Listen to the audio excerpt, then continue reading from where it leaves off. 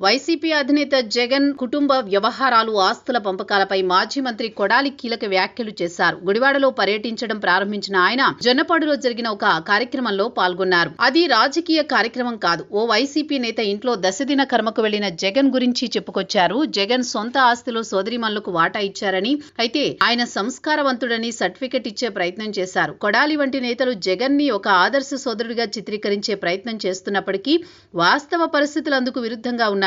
జగన్ తన సోదరీమణులపై నేరుగా విమర్శలు చేయకపోయినా తన అనుచరులు సోషల్ మీడియా సైన్యంతో వారిపై వ్యక్తిత్వ హననానికి పాల్పడుతున్నారు.